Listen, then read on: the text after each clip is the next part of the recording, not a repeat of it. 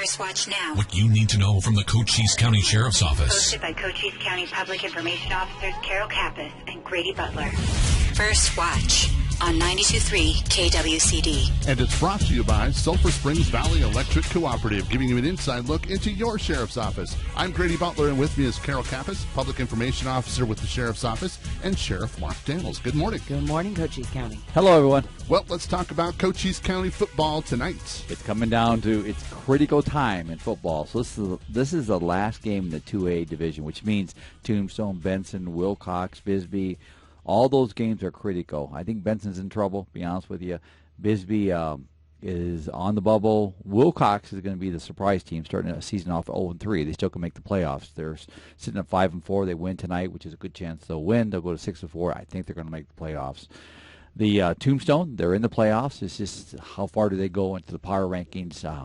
The higher they go, the better it is for them. But either way, it's a big night for 2A football. 1A, St. David's in the second round of the playoffs. Kudos to them. Big win last week against San Manuel. And Buena, we're playing Sunnyside.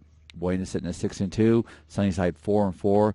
On paper, Buena's got the game, but as we know, that's not always the case. So that'll be at Sunnyside High School tonight. Jeff Now and Val will be calling that game. 6:30 is pregame. 7 o'clock is kickoff. Buena needs to win this game. They lose this game. They got Casa Grande, their home closer, next Friday. Tough game with Casa Grande. They're a tough team. Buena's tough too, but they got to play the game to get the win. So should be a good game. Hopefully you tune in tonight with us on that. And that's on KWCD 92.3. It's at 6:30 for the pregame kickoff at 7 o'clock. The radio station also has an app you can download if you want to listen that way. But that's tonight on KWCD. But also we need to give a shout-out to the Diamondbacks. The Diamondbacks, yes. Who would have thought? You got two wild card teams that have made the World Series. A team that nobody – and then you look at the NLS championship, they got smoked the first two rounds by the Phillies. Smoked, not even beat, but smoked. And then to come back and win it. So shows you that young Diamondbacks team has a lot of heart. They never put the bats down. In fact, they kept swinging them, and now they're going to the World Series. So congrats to all the Diamondback fans. I'm a Cubbies fan, so this is a little difficult to say and even advertise that. But either way, I'm going to give them a shout-out. Good job, Diamondbacks. 1 week from tomorrow, something very exciting is happening. It's the Cochise County Sheriff's Charity Ride. It is. Charity Ride's back. It's like, man, that thing just came so quick, and but we're excited. Years. This is our 11th year, yes. And I don't know what the total we've given out, Carol. Do you know? It's got to be up there around $500,000. We got to be pushing $500,000. Last year we gave out $100,000 alone. So either way, it's just an honor to be able to put this together. Sean and Bob over at Lawley's Automotive and Jay over at the Southwest American Credit Union. Did I say that right? Yeah. And all our sponsors that put this on with us. So we're excited. It's going to be at Lawley's Nissan next Saturday. Or you can come in there, registered side-by-side, motorcycle, off-road vehicle. There's different courses for all. If you want to ride your motorcycle, it's pavement, of course. But if you're off-road, we got a course for you too. But this year we're giving out $50,000 to 5 charities: Good Neighbor Alliance, Hearts of Gold, Animal Haven, Warrior Healing Project, Animal Rescue Connection, and Real Wishes. So, again, we're really excited that we can help and put back into the community. And that's what we've been doing for 11 years. And one of the things that people need to understand is when you're there, you get to see all of these great prizes that you can win. The raffle prizes are amazing. Ray McNeely is out there, and he's hustling, getting people to donate things. And I'll tell you, they have gun safes, they have cash cards, they have... Gosh, I don't even know what all we had last year because there was so much stuff. Toolboxes and barbecue grills. Yeah, it's amazing. Everything's is over $500, I think. That's value. Right. That's right. So come out there, even if you're not going to ride the course. Come out there and take a look and see if you can buy some raffle tickets and see if you can win one of those prizes. Because I'm telling you, there's a lot of good prizes out there. Yeah, you don't have to ride in the ride to participate in the raffles. You just come out there, and I always tell people, come out and support us. This is a great opportunity to. It's like National Night Out, just like that. Come out, talk to us, get to know us, and introduce yourselves. It's an awesome event for that. And you can get your tickets right now online at cochise.az.gov/sheriff. There's also some links to it on our Facebook page, so you can go find it there. But go get your tickets because it's only a week away. And some people were asking, hey, can we get a map of where we're going to be going? No, that's half the fun. You get that when you get there. So make sure that you understand that. And when you leave, there's the procession. We're not saying parade. There's the procession out of the event and going up Fry Boulevard to just be a huge kickoff for everything. Oh, that's the best part. And we've actually getting more and more people every year to come out and watch us pull out of Laldi's Automotive. And it's just a fun event. I mean, watching the off-roads, the motorcycles, and we lead it out. And thanks to Jeff at Desert RV for providing a couple of his side-by-sides for us. And it's just a great community event. Kind of kicks off the holiday season. That's kind of been pushing that little gate thought, but it does opens the gates for the holidays. And we had a question on Facebook: how off-road is the off-road? Is it basically just a dirt road thing, or are they climbing some rocks and stuff? We don't get real rock climbing. That's not what we do. But some of the places get a little bit, difficult. But it's nothing that if you got a side-by-side, it's going to put you in bad light unless you drive it. We had a couple last year flip. Well, they flip because they're going too fast or they just got a little crazy. So that's on them. But the bottom line is they're not bad routes. I've taken the whole route through. Again, get your tickets today at coacheast.az.gov/sheriff. And there's a ton of stuff coming up. So let's kick off something because we keep getting these questions. One of our deputies was injured in an event when they had a pursuit a month ago. So now Chris Oletsky, we have an update on him because people keep asking what is the update. So we're going to let you take it away. Well, I talked to Chris last Friday. He was released this week from the hospital. He's got a long path of recovery. I can tell you that much without going into detail. But if you know Chris, if you know his brother Josh, you know the family, his wife Nicole, I mean, that's a competitive family. And I say competitive, they compete with life in the most positive way you can. And he's got some struggles. He knows that. The family knows that. He's accepted it. But long road of rehab coming at him. But we're going to get him back. There's no doubt in my mind. But he is home. And so we were excited about that this week. And I saw his brother yesterday. And we're just so glad he's with us still. And the outpouring of support and the information that we put out there for the GoFundMe account is really healthy, and it's something that we appreciate every single person who has thought about him, sent him a card, given a donation in any form or fashion, and those kinds of things are still coming. They say, people have contacted us saying they want to meet with him and his family directly to provide, the one-on-one experience. That's going to be a while down the road, but people will not forget that he's out there and he's working hard to come back. And we won't forget the community that stood around him and supported him. I mean, I was in the office yesterday getting ready for some meetings, and there was a stack of envelopes from the public that we got to get delivered to them today, and they were going to deliver those today as Sergeant was. But thank you so much. I mean, this is why this is a special county. This is why it's nice to wear a badge here. I know there's other places can't say that. We can say that here. And so that was almost the catalyst. This has been an ongoing thing with trying to address issues with human smuggling and drug smuggling in Cochise County, but that was almost the catalyst to kick off a new Safe Streets program.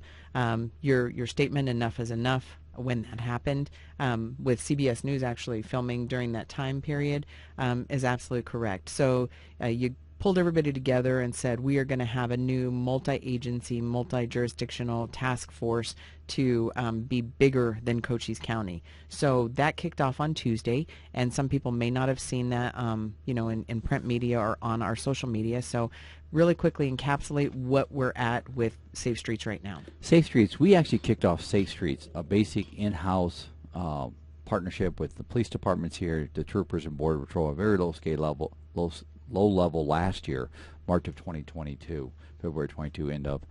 And the problem is it keeps coming.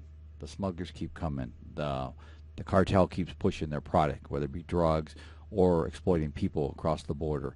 So it was getting to the point where we couldn't handle just in-house at the county. So we brought in sheriff's deputies from out the state, troopers. This was a partnership with the state of Arizona, the governor's office, DEMA, all the different organizations, and said, enough is enough, but we need to have dedicated resources here to attack this issue. And we did it. And I'm so proud that we have sheriff's cars from around the state. We have extra troopers here. We have 3 aircraft working in this county right now. And we have intel working in the county. We got resources, all the things that we need to do in a complete strategic operation. And we're doing it. And what we're seeing right now, if you move and smuggle in Cochise County, we're going to get you. And then thanks to Brian McIntyre and his team at the county attorney's office, if we get you, you're going to jail. There's no okay, let's talk about this. And apologies don't work. We took Town a couple yesterday, and they were like, oh, not too late. You're going to jail. And we're going to keep doing that, because if we don't, all it does is, especially as we go into the holidays, it keeps our citizens, our children, all those at risk and vulnerable. Now we're going to do our part to make this safer here. And some of the things that we encountered night before last is they actually made contact with 5 separate people who admitted that that's what they were doing. They were here to smuggle. And so, some of our comments on Facebook is, why did you not arrest him, especially a 16-year-old who's been arrested 3 times before, but they didn't have anybody with him. So there's a different dynamic there. There's also a prevention tool, and I get it. Trust me, there's nobody wants to arrest, especially repetitive criminals, more than a cop. And when people say that, it's like, we have to have the elements of a crime. We just can't throw stuff together and we're going to throw you in jail. Those are called bad arrest, simply put. And then we suffer on a lawsuit or whatever. The bottom line is, we stopped it.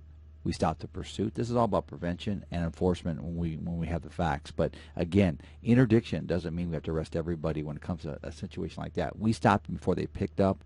That's okay too, because I guarantee you, we still dealt with the juvenile.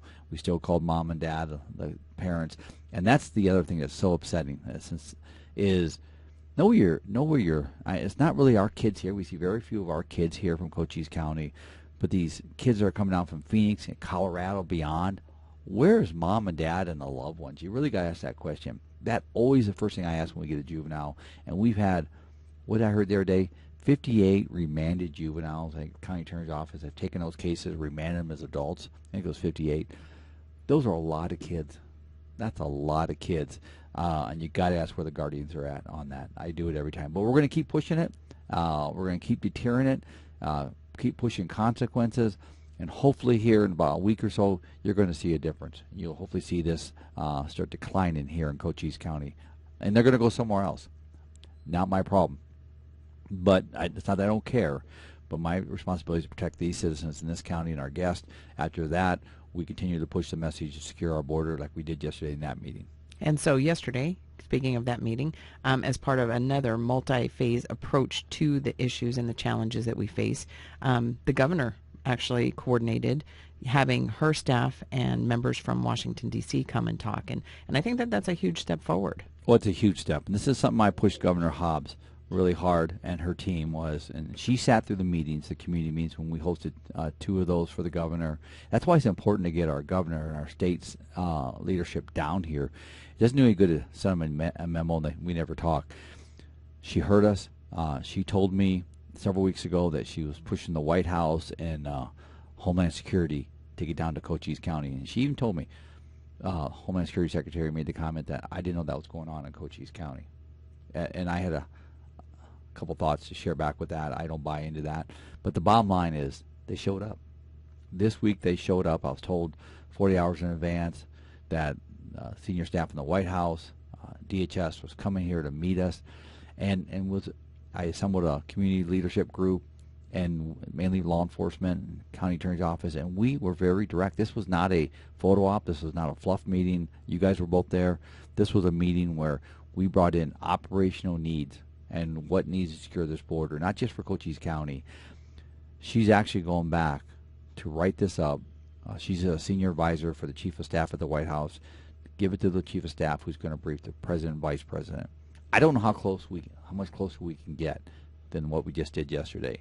Time will tell. So a lot of people I saw on Facebook was, do we get a copy of the report? If I get my hands on it, we'll share it with everybody. There's no secrets here. We'll be as transparent as we can. We're always pushing transparency as long as it doesn't violate or hinder an investigation or a victim. But in this case, we want to share that. That's why it's on our Facebook, and we're going to keep pushing. Thanks to the mayor of Service, Clea McCall. Thanks to Rich Karwashka, everybody that was there yesterday, Mark Rodriguez, everybody that came and gave their time for this yesterday, because they all see the importance of it. And to our mayors in Sierra Vista, thank you all for what you do. Want to remind everybody that the jail is hiring, and we've just brought on 3. We brought on 3 yesterday. Hired 3 last night. I got home from these meetings and dropping people off at the airport yesterday, and called 3 people, and all 3 answered within which is amazing. You usually have to leave at least a 1 message, but all 3 answered. They're all excited. So we hired 3. But again, if you're looking for a job and you're 18, our jail, we're still hiring down there. That jail's I think we had at one time 15 vacancies. And so I don't know what the numbers are at now. We've hired quite a few here in the last month or so. But again, 18 starting at $45,000 a year for a corrections officer, detention officer, and then you move from there. So it's a decent place. And you can find out more information and the job openings at coacheast.az.gov and put in employment opportunities, and then you can just read it there and apply right online. Yeah, it's simple process, and then we'll start the vetting process, and hopefully I'll be making that call to you too. And going back into our communities, we had a group of people from our office in Douglas. They came together and they wanted to give to the community food bank because we had a huge food drive that was countywide several months ago. And I don't know how big of a success that was. I mean, we did really well here in Sierra Vista because of a private donor, but we wanted to make sure that we cover all parts of Cochise County. And anytime we can give back, we want to do it. So the Douglas peeps stood up and they had a barbecue and they did super well. They did. And thanks to the community businesses down in Douglas to help support this. Thanks to my staff, Zeus Davidson, Veronica, my assistant, Selena, our finance director, and so many other ones that actually stood up, put this together, and we raised over $7,000 for the food banks in Pierce, Arizona, and Douglas, Arizona, and that east side of the county. And I know we're doing a Shop with a Cop for the first time down here this year. Charity Ride helps support that too, plus the businesses down there. And we're opening up a lot of things we've done on the west side of the county down there, because Benson's already doing the Shop with the Cop. And I say Benson, we host that through KK, one of our employees here, and now we're going to hit that side. I'm so excited that my team, they understand community policing. They do. We've really done the transition, the paradigm shift from not just writing tickets and going out enforcing the law, but prevention, education, why we serve. That's the community. So, again, I was very excited to be down there. And the food was great, by the way, if you didn't get a chance to eat the food. Guy awesome. Hudson, his ribs won first place, and then Art was down there, and they were all helping out. So they did a really good job. They did. And our Lieutenant in Jail, Ariel Mohe, was cooking when I was down there, and just a great event. And thanks to the people who stopped by and supported that. And a lot of them were coming and getting their plates and taking off. But yeah, it was just nice to see that. And it's the season for events, because now that the weather's cooling down, we've got events everywhere. And last week, you were at the Relay for Life. Relay for Life, yes. And they raised over, thank you again for the community, $45,000 plus when I left. I left about 9:30 that night. It was from 2 to 10 o'clock. And they're at just over $45,000. Thanks for everybody that came out and supported that cause. You had 29 teams that were walking the lap, doing laps at the track, and entertainment throughout the day. And Jeff and I emceed that one, and then Mayor McCall was there. I mean, it was a nice community event to see everybody out there for a great cause, for those that we need to remember, but those that are still in the fight, and those that have won the fight but we're still supporting. And the Bisbee Ironman 1000, for those of you who have leg muscles, that was out there. Over 1,200 people were at the Bisbee 1000. Over 1,200. We had 5 or 6 races. I do the pistol to start each race, and Francis Wick was out there from Service to Herald Review, I believe it's called right now. They changed their name a little bit, but he was out there. Just a whole bunch of big shout out to Cynthia for the many years of putting this together. Yes. Thank you, Cynthia. And now Francis Wick. I'm sure Cynthia will have a hand in this, and she's done an amazing job of putting that together for the city of Bisbee and the community. And I tell you, that whole streets where you can see them running up and down the sides of the hills on those steps when I was out there, it's really neat.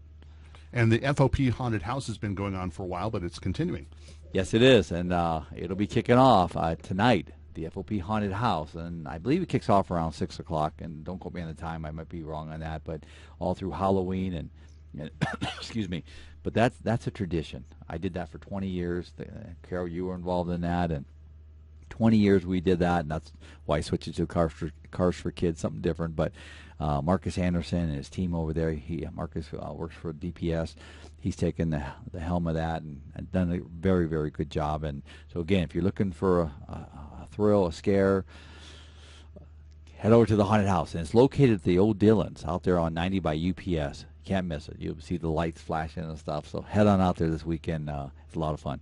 And there's also a suicide prevention walk starting tomorrow at the park at 9 o'clock. And that's a really important issue that people need to pay attention to, because mental health is very, very important, and suicide prevention is just right in there with that whole group. Well, sadly, so many people and so many organizations don't have a clue. And I'm not being mean when I say that. And we see it in our business, in law enforcement, probably more than most, because we see so much ugly, and I hate to say it like that, but there's so much things that are disturbing to a human being. That weighs a toll on anybody. And so we've taken some very proactive steps at the Sheriff's Office. What they're doing tomorrow with the walk is incredible. Thank you for doing that, because the more awareness we can bring to it, the better we can to sharpen our organizations when it comes to addressing it, because many don't do that well.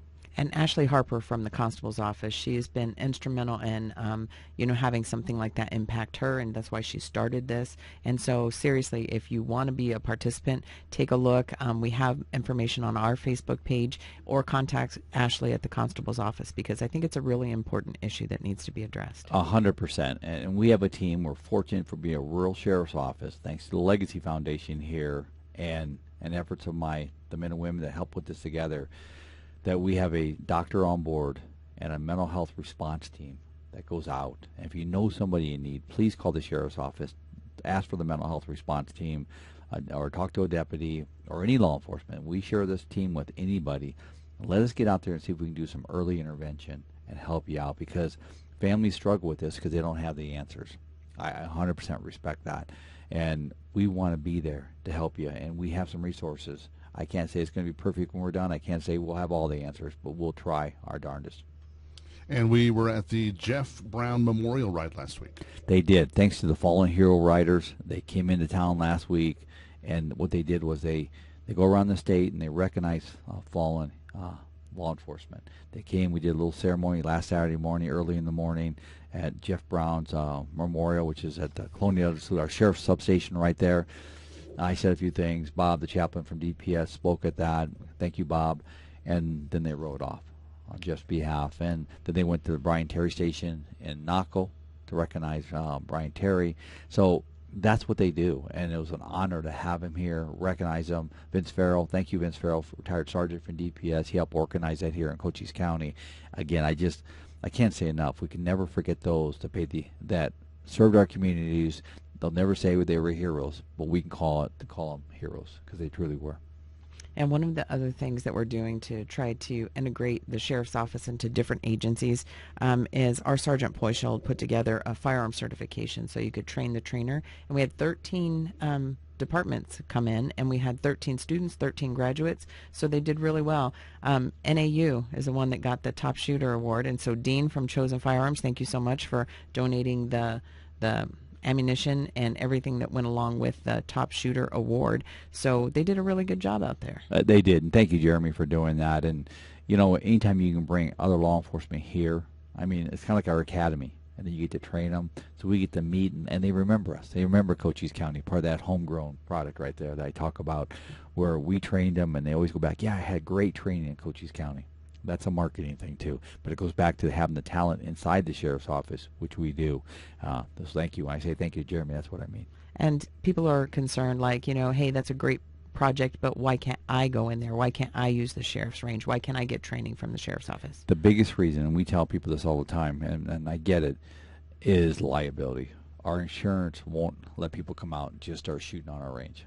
If there's a negative incident and something bad happens or somebody's killed, that becomes a real bad situation. And just like driving your car, insurance companies drive those thoughts. They really do, on what you can and can't do, and we're no different. We're truly no different. And if we go outside the scope of our training policy, our insurance policy, and training policy, which is dictated around that, then we become vicariously liable to being personally sued, and we would rather not do that. Trunk or Treat is coming up in Douglas, and we love handing out candy to the kids. We do, and if you haven't been down to the Douglas Trunk or Treat, I know there's a lot of things going on in the county here coming up. The bottom line is this, that it is packed, and I want to thank all those that participated and bought candy. I brought 2 bags down there thanks to my in-laws, Wenda and Gerald and Eddie. They purchased a bunch of candy, and I donated that, or they donated that. I dropped that off yesterday. So again, thanks to them for doing that, and thanks to everybody that took a little time, went and bought some candy for the kids because it's a cool event. And there's a lot of trunk or treats going on throughout the county. That seems to be the direction that we're going. Getting away a little bit from kids walking up and down the streets. So if there's a trunk or treat in your area that's been established, please make sure you try to take your kids there. If you do take them actually trick-or-treating, whole bunch of safety tips we got to throw out there, and a lot of common sense ones, but sometimes people don't understand. So give us one that you have. Well, the biggest thing is how you're walking on Halloween. And then we all talk about costumes being bright, and most costumes are dark and scary. But the bottom line is, no matter what you're wearing, and these young kids get caught up in the fun of it, the excitement of it. So they're not thinking about a car or headlights. They're thinking you see them. So make sure when you're walking, if they're under 12, you should be out there with them. Mm-hmm. Truly, you should be out there with them. And second of all, when you're out there, keep them on the sidewalks. Keep in designated areas. Don't jaywalk, which means just don't cross the street. People aren't going to expect you out there. Use traffic signal devices.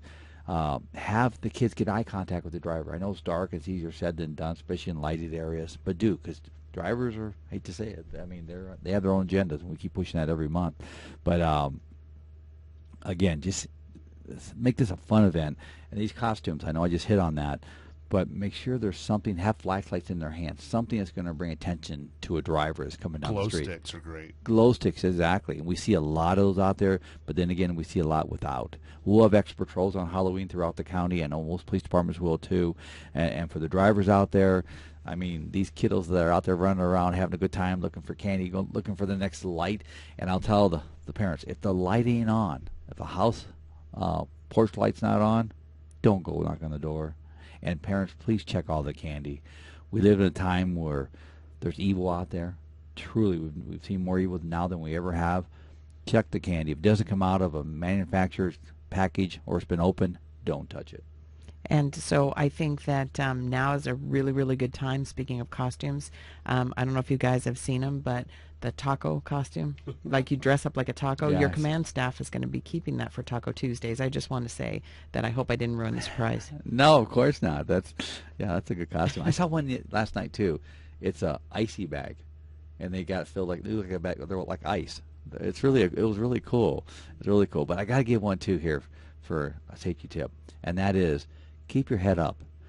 We always talk about texting and driving, navigating the phone while you're driving, but don't do it on Halloween either. When you're looking at your phone, you're not looking at the kiddos. So put your phone down, look up, and keep an eye on the kids. And it goes for the kids too. Get those phones. I know it's easy for the kids because they always got their phones, especially the ones that are teenagers. But we got to keep the phone, keep it vigilant in front of us right now because people like to use the phone more than they do when they're walking. So don't walk and text. I love it. So let's talk a little bit about your stop of the week. Yes. People are so wrapped up in driving, they have totally forgot to look around. When they'll pass cars. I had a car pass me the other day. California plated car. Now, the world we're in, the smuggling and everything else. 103 miles an hour. Now, when you go buy a car at 103 miles an hour, first of all, you shake your car. But this car went by me at 103. I got them on radar. I didn't need to get them on radar, but got them on radar. Turned the lights on, and they did not stop. So in this county, that's not an uncommon thing anymore, sadly. When we finally did get them stopped, they were from a different country in a rental car. There's three of them, spoke very little English, and they were legally here with passports. But they were tourists that didn't know they had to pull over for red and blues. And I know most people won't get this message because our tourists aren't listening to this, but if you come here, you have to obey the rules. You just can't say, I didn't know the law, and that's what they told me. That doesn't matter to me. Ignorance of the law is not defense of the law. And I'm not saying that in a cruel way. I'm saying in a reality way. But the bottom line is, when I got them stopped finally, I mean, those are high-risk stops. 100 miles an hour, don't stop for us. That's a high risk. That's when we spike your cars. And we had another person do the same thing where wasn't speeding but would not stop for the deputy. And in fact, this case, they were going way under the speed limit. And that's usually a case of impairment, by the way. Deputy turned the lights on. It was up on the interstate. Car would not stop. Chased her for several miles. I think went 5 to 10 miles. We ended up spiking the vehicle. And this was a foreign visitor legally here that did not know the law. And then they called me and said, you're going to pay for her tires. No, we're not paying for your tires. You have to stop. You got to obey our laws in our country. So again, that's my story of the week, and they weren't happy when they left. I can just tell you that much. So they'll remember. They'll remember me. Let me just put it that way. All right, before we get to football, let's remind everybody about the Cochise County Sheriff's Charity Ride one more time. It is only a week away. You need to get your tickets now online. A week from Saturday, our Cochise County Charity Ride. You can sign up the day of, but please go in advance and sign up at our website there. But please come on out, join us. Let's have a day of fun. Again, this is giving back to charities. $50,000 we're giving out that day. And hopefully you tune in tonight at 6:30 for Buena High School, traveling to Sunnyside High School, taking on the Blue Devils tonight. Should be a good game. Pre-game 6:30, kickoff at 7. And we got a lobby full of people. Carol, do you want to pick someone who's coming up next, or is We're it a surprise? we're going to have Steve Boyce with Horse and Around Rescue. All right, that's coming up next. It's First Watch on KWCD Country, and it's brought to you by Sulphur Springs Valley Electric Cooperative. It's First Watch Now. Hosted by Public Information Officer Carol Kappas and Grady Butler. On 92.3 KWCD. And it's brought to you by Sulphur Springs Valley Electric Cooperative, giving you an inside look into your sheriff's office. I'm Grady Butler, and with me is Carol Kappas, Public Information Officer with the Sheriff's Office, and our next guest. Good morning. Good morning. All right, so introduce yourselves to us. Hi, I'm Steve Boyce. I grew up on the Empire Ranch, what we're going to talk about here in a little bit on a festival we're having this next weekend. And we have Horse and Around Rescue, and thanks to you and Carol and Mark and everybody else for doing the job. Gives us an opportunity to advertise this. And this is my daughter, Faith. Hello, hello, hello. Good morning. morning. Before we get to you, Faith, let's talk about your event real quick last week. How did it go? It was awesome. We had 279 people, I think it was, that came. And it was pretty cool because it came in slow. It wasn't all at once, and they kept coming and kept coming and kept coming. It was really awesome. The kids had a great time on this stick horse race. We had horses out there that people looked at. We didn't get anything adopted specifically, but people are looking. So that's the biggest thing. That it shows what we're doing, and the community support was incredible, Grady, incredible. And you never know what paths will cross when you have these kind of events. And the same thing, happens out at our event as well. Yeah. You never know whose hand you're going to shake that will shake your hand further down the road. That's great. Exactly right. All right, Faith, well, let's talk about the Empire Ranch Foundation. First of all, what is that? The Empire Ranch Foundation is a 501c3 nonprofit that works in partnership with the Bureau of Land Management. The Empire Ranch is also known as the Las Cienecas National Conservation Area. It's actually 45,000 acres. And the Empire Ranch, so it's public land. Anyone can go there at any time to do whatever it is you like to do. And we work in partnership with the BLM to do the preservation and interpretation of the headquarters. And you are having an event next week, the Cowboy Festival. Tell us about that. That's correct. So it's November 4th and 5th. The event runs from 10 a.m. to 4 p.m. Both days. The event got so big that we had to make it 2 days. So this is our third year, I think, doing the 2 days. Yeah. And this was my dad's idea, by the way. He's like, why don't you just do 2 days? You do all the setup. It took me years to get it to 2 days. It's so true, but it's been worth it. And there's tons of things to do and see. We set up a temporary arena. We have horsemanship and cattle demonstrations. We have Horse and Around will obviously be there doing their demonstrations as well. They have several round pens that they set up and show off their rescue animals.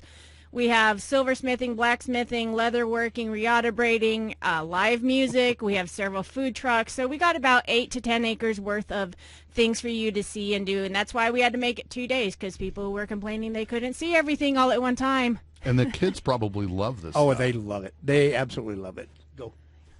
Go, he says. I'm sorry, we talk over each other all the time. There's tons of things to do and see. We have the Tombstone Ghost Riders out of Tombstone, obviously, that are mounted shooting, so they're gorgeous to see. And then we actually have your guys' very own bee troop that comes out of the fort. Sorry, I'm like babbling. But it looks like there's going to be trail rides, kids activities, skilled artisans and speakers, silent auctions, and food. Oh, you said food. I'm good. Good food. And then a $20 donation per vehicle is requested. Tell us about that. Of course, all the monies raised at all for this event goes back into the Empire Ranch Foundation for the preservation and interpretation of the headquarters. We are a we are an all-volunteer nonprofit, so that all the monies that comes in stays there. That's not going into anybody's pockets. So, and as far as the trail rides, it is first come, first serve. We do have pre-sale tickets available, so if that's something that you really want to do, then you need to go ahead and purchase those tickets in advance at our website, EmpireRanchFoundation.org. You go to events, you go to Cowboy Festival, and I also wanted to mention we have a steak fry that's kind of like its own event within that event, and that is on Saturday night.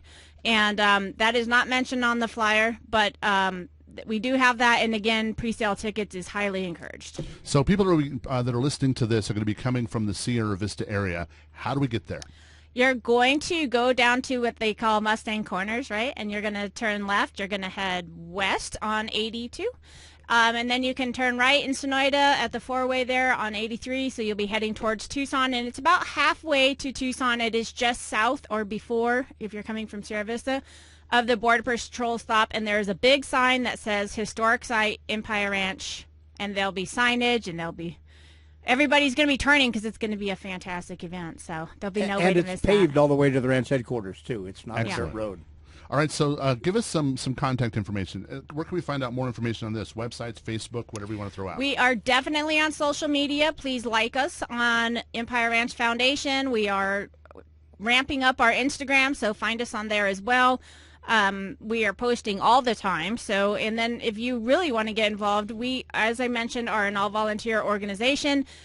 We have a work day once a month, the first Saturday of every month. And so we need volunteers. That's what we do. We need I would say about 100 to 150 people to put this event on. So if you're interested in volunteering for this event, we do 2 days of setup, 2 days of event, and a day of teardown. And so, What about the hay?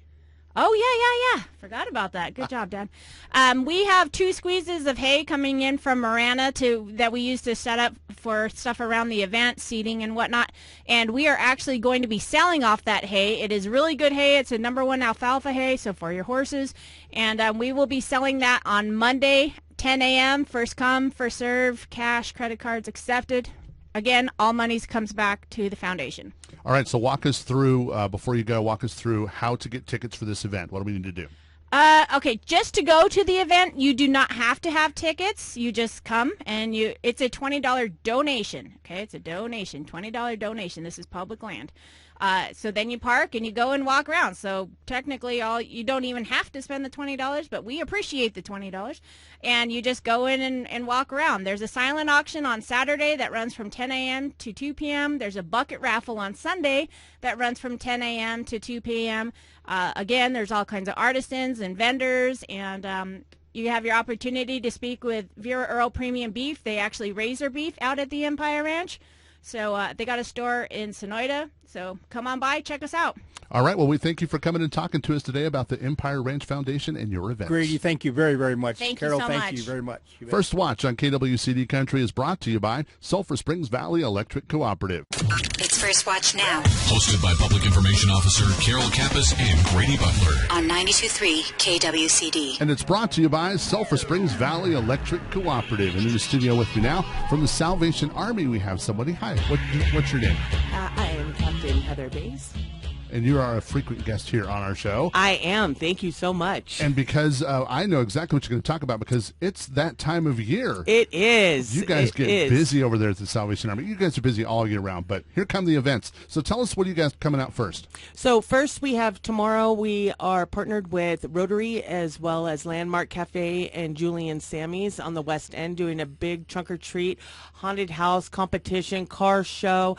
And if you bring a toy and or food, you get in, and that comes to Salvation Army, or any monetary donations. If you'd like to bring that, we'll have a red kettle out there, of course, and it's just going to be a lot of fun and at the Harvest Festival. And that's tomorrow. Tomorrow, yep, Excellent. on the West End. There'll be everything starts at 5. Okay. There's like every hour there's Different something thing. cool. Cool. that's Excellent. going on. All right. So that's tomorrow. And you just mentioned the Red Kettle. I know that's coming up too. This is your biggest fundraiser of the year. Yes, Grady, it is. A lot of the funds and most of the fun, all the funds stay here. Hold on, don't want to say that wrong. Determines a lot of our budget. And so we put in, a certain amount, and then we hope and we pray, to get in. And this community has been so amazing to Salvation Army, and I think they really see how big the need is this year, even more so than in COVID. It's our numbers have gone up 25% from last year. And you guys are obviously looking for donations. That's great. But you also need volunteers to ring those bells. Yes, we need volunteers to ring. They're 2-hour increments. You can go online to our website, Salvation Army Sierra Vista, and just pick what site you want and what days. And are you doing anything for Thanksgiving this year? We are doing our community meal, and we'll have 2 shifts for that. But we're partnered with Toyota, and we are doing 100 families, giving away a food box full of non-perishables, and as well as giving the means to get a turkey. That's excellent. And you also have a gift thing for children. Tell me about that. Okay, so that's the Angel Tree, but I want to say it will be at Toyota dealership on the 18th. Oh, okay. On Fry Boulevard. Okay. But yeah, our Angel Tree program, we assisted over 200 families, 500 kids last year. And so if you need assistance, please come to the Salvation Army. We need proof of their birth certificate, your income, and your residency. And how can the citizens help out? They just grab an Angel name, or how does it work? You grab a tag, okay. And it's at Walmart, Toyota, Landmark, and lots of other smaller places. But those are like our really big places. But they're going to be all over town. You've got a lot going on. And I think there was one more thing that we've missed. Yes, so this is going to be our 3rd year doing Victory Over Addiction. Okay. And so it starts at 8 o'clock on the 4th. The 4th, right? Do you have your calendar in front of you? I don't. I'm just double checking. I didn't 4th write is a this down. Saturday. Yes, okay. The 4th. Okay. And so we are going to have we have, I think, like 22 vendors that are associated with addiction and recovery, as well as some other people that also help out in the community and giving other resources like SEGO and Good Neighbor Alliance. They're not so much as in the addiction, however, helping out in the whole scope. Gotcha. Well, you guys do some amazing work in this community. We thank you. How can they get a hold of you if they want to help any of those charities you've got going on, or if they want to volunteer, or they want to help you out in some way? Give us some contact information. So they can call at 520-459-8411, or come down to Salvation Army between 9 and 1, Monday through Friday. It's at 180 Wilcox Drive, and then or go online, because we have a Red Kettle online if you want to donate, as well as all the volunteer opportunities are online. Well, we thank you for helping us out in this community, and you guys do a great job. Thanks, Grady. Also in the studio from Huachuca City, we have somebody. Hi, introduce yourself. Hi, I'm Stephanie Fulton. I'm the Director of Library and Community Services for Huachuca City. Good and morning. You guys, this is the time of year when events start happening. You've got some events as well. Oh, heck yes, we do. So we've got a lot of stuff coming up, and then I'll come back and talk about our Christmas events next month, as Carol so kindly asked me back. But first, we've got a new thing. We've got a grant for $4,000 from the U of A Center for Rural Health and the Arizona Library Association to do a diaper bank. So we are going to be providing a monthly supply of diapers, wipes, a age-appropriate book, and a list of local resources, and an early literacy tip.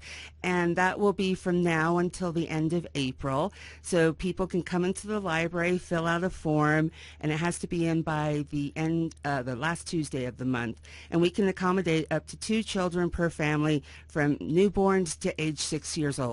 So we're really excited about that, and we're very thankful that we can fulfill a need in our community that we see, because 1 in 2 families in the U.S. struggles to buy diapers for their children. Yeah. So, and then we've got our Creepy Candy Cruise. That's next Tuesday on Halloween, and it's going to be at the Community Center in Yuma Street from 6 o'clock to 7:30. And then we're going to be running a free shuttle from the activity center near the library that will take you down to the community center and run you back as well. And we still have spots if people or families or individuals or businesses would like to host a table to give out candy.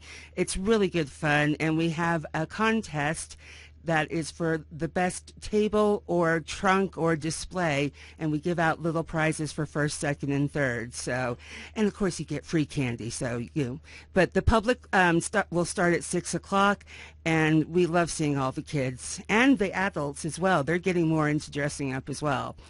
Then November the 4th, we have a arts and crafts show and a town-wide yard sale.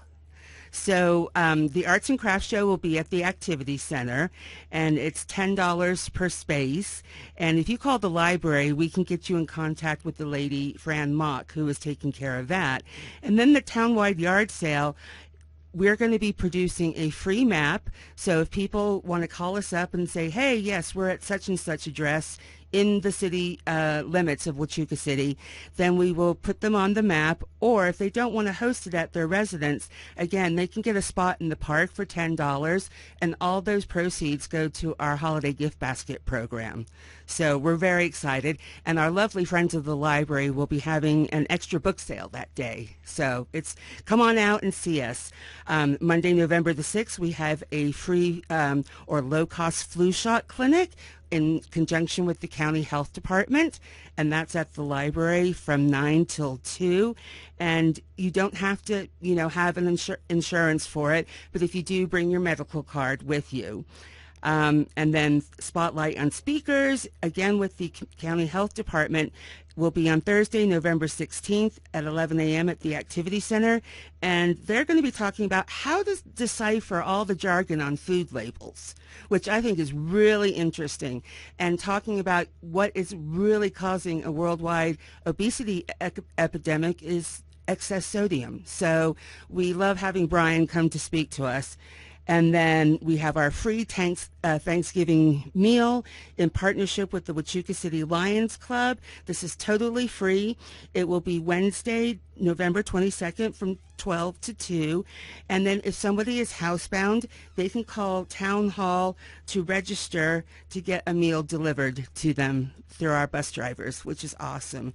And then finally, for November, we are having our very first Red Cross blood drive on Tuesday, November 28th from 8 a.m. to 1 p.m. There are still some spots left, and you can go on redcrossblood.org and choose Huachuca City and sign up.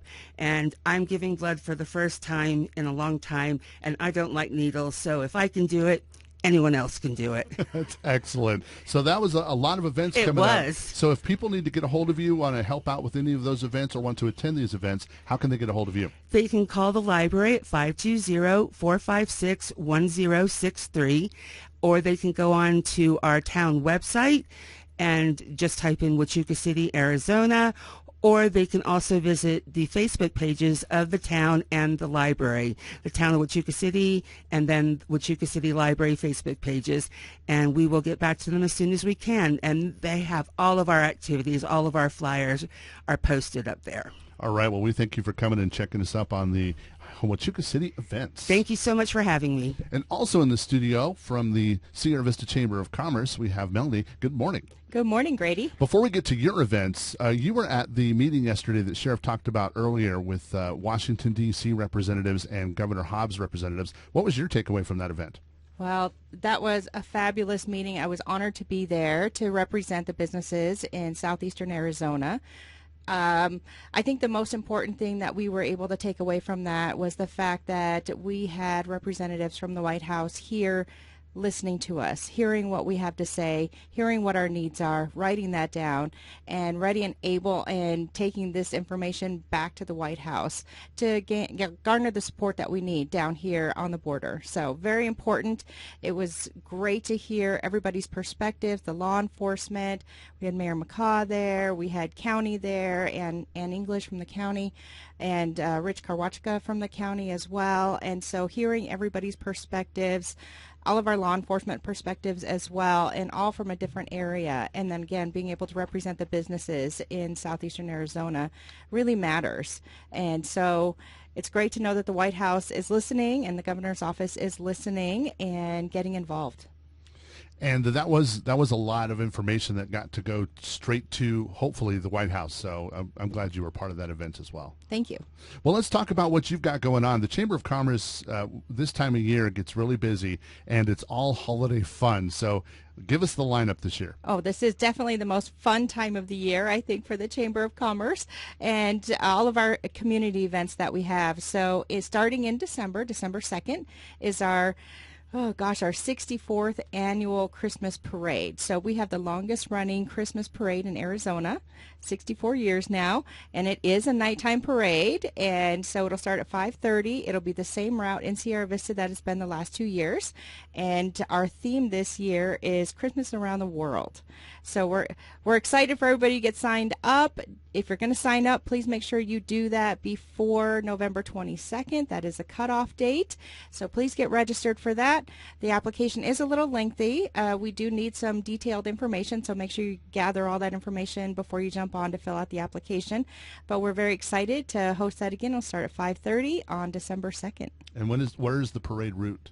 The parade route, like I said, is the same as the last 2 years, and so it will actually start in a different location this year, but it'll still be the same loop, which is basically around Veterans Park. So it's going to start over kind of behind Lowe's, and it'll go over directly over to Fry Boulevard, up Fry Boulevard, all the way up until...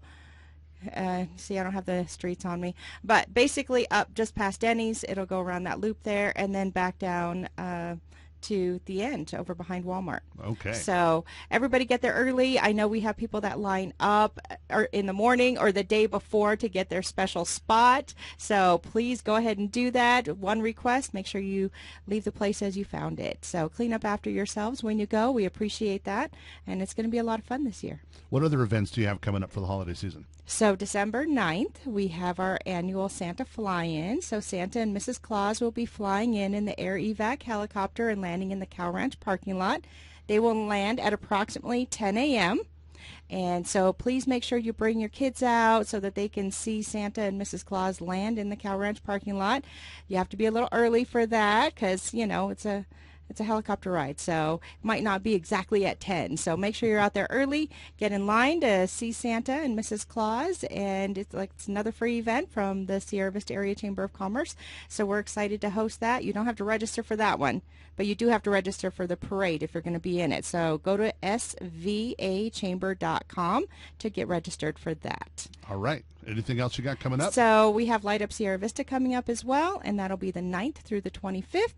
Again, that'll have a map on our website and in the Herald Review, and you'll be able to drive around every night between the 9th and the 25th and check out the beautiful Christmas lights on our businesses and our homes. That's one of my favorites. I know, everybody loves that. Yeah. We created that during the pandemic because we couldn't do the parade, and so we kind of wanted to let it go, but we can't because everybody loves it so much. So now we have 3 Christmas events instead of 2. So we're excited for it, though, and it's going to be a lot of fun.